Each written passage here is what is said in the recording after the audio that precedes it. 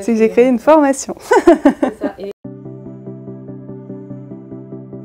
Bonjour, donc moi je m'appelle Cécilia, je suis aujourd'hui formatrice en naturopathie. Moi-même je me suis formée à la naturopathie pour mon intérêt personnel dans un premier temps et pour mieux conseiller les gens. Et en 2020, j'ai fait moi-même une reconversion professionnelle qui m'a permis de créer cette formation naturopathe pour pouvoir se reconvertir et donner des conseils d'hygiène de vie et des compléments naturels aux gens qui en ont besoin et qui sont complémentaires à la médecine d'aujourd'hui. Alors c'est une formation en ligne, mais le gros avantage c'est que vous n'êtes jamais seul. Vous avez les cours en PDF, à télécharger, à imprimer si vous le souhaitez ou à étudier sur un écran. Vous avez les cours expliqués en vidéo par le formateur, donc moi, et les cours en vidéo expliqués en masterclass en direct avec les questions-réponses des autres stagiaires. À la fin de chaque chapitre, vous avez un QCM en ligne et à la fin de la formation, on vous demande une étude de cas finale, un bilan de vitalité sur quelqu'un de concret et qui sera noté pour pouvoir vous donner votre attestation de formation professionnelle. D'abord, dans la formation de naturopathie, on va commencer par la législation. Parce que la naturopathie aujourd'hui, si on veut pouvoir l'exercer, c'est bien de se sentir bien dans ses baskets, de se sentir dans les règles,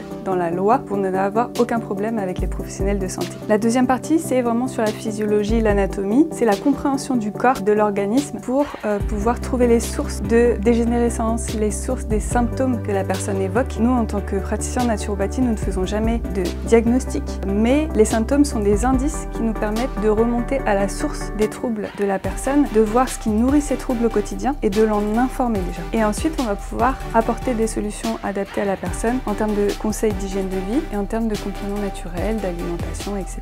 qui vont être adaptés à elle, faciles à appliquer et qui vont être durables dans le temps pour son bien-être. Vous avez également une partie sur comment créer son activité en tant que praticien en naturopathie pour pouvoir, que vous soyez salarié ou praticien libéral, avoir toutes les clés pour exercer sereinement par la suite. Le seul objectif qu'on ait, c'est votre réussite.